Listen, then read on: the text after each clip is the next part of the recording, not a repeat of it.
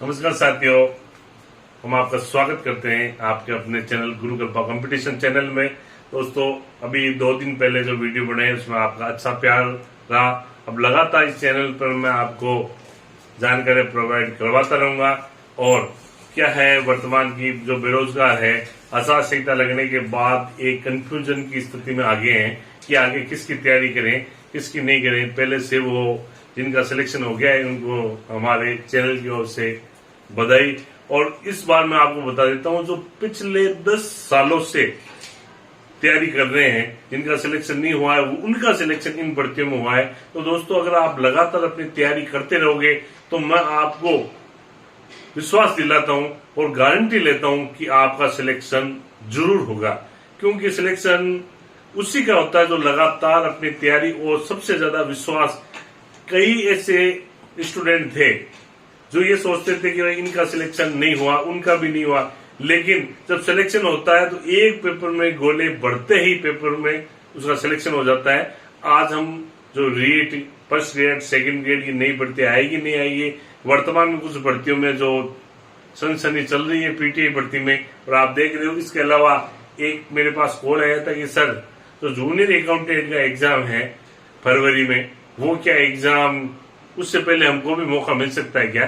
तो दोस्तों, सारी बातें जो आपके कंफ्यूजन है मैं दूर करने का प्रयास करता हूं। तो चलते हैं। सबसे पहले पीटीआई भर्ती का जो फर्जीवाड़ा है, बहुत ही बड़ा फर्जीवाड़ा है। कई फोन मेरे पास आए थे कि सर इस भर्ती में ऐसे हो रहा है, और कई प्रकार की शिकायतें बोर्ड के पास में गई है। और आलोक जी का मैं धन्यवाद देना चाहता हूं कि उन्होंने इस मामले को संज्ञान में लाकर लगभग 300 कैंडिडेट तो जोधपुर से हैं, जिन्होंने पटवार का भी फार्म भरा, ग्राम सेवक का भी फार्म भरा, और जब उनमें सिलेक्शन नहीं हुआ तो इन्होंने इस पीटीआई भर्ती में भी, इसके अलावा कईयों ने एपीयरिंग जो कोर्स कर रहे हैं उसमें भर दिया।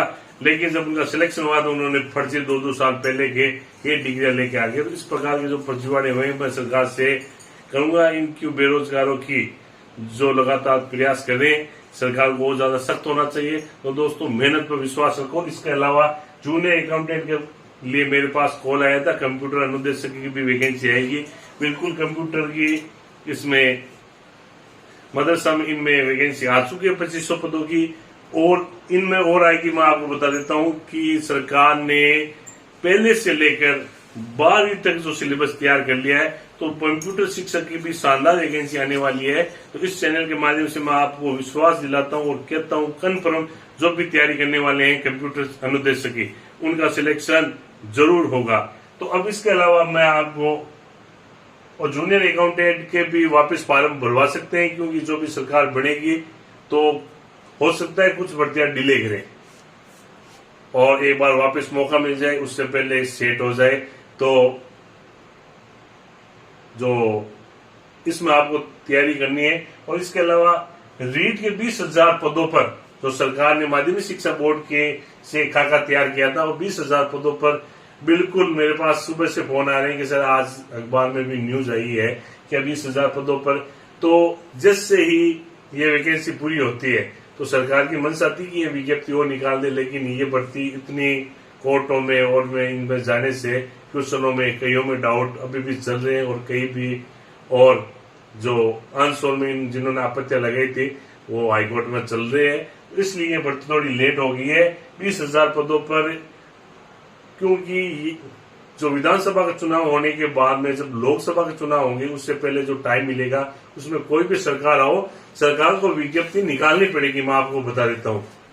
इसके अलावा सेकंड ग्रेड की वैकेंसी के बारे में मैं आपको बता देता हूं, 27,979 इतने पद वर्तमान में खाली हैं, और जो 9,000 पदों पर लगभग भर्ती है, उन भर्ती पर चुनाव आयोग से इन्होंने मांगा है कि सर इतनी भर्ती, इतने पद खाली हैं, इसलिए हम इनको लगाने के लिए हमको अनुमति प्रदान की जाए। तो हो सकता है कि चुनाव आयोग से मैं भी निवेदन करता हूं कि बेरोजगारों के लिए इनको अनुमति प्रदान करे, जिससे बेरोजगार की प्रोसेस चलता रहे और उनको भी नौकरियां मिले।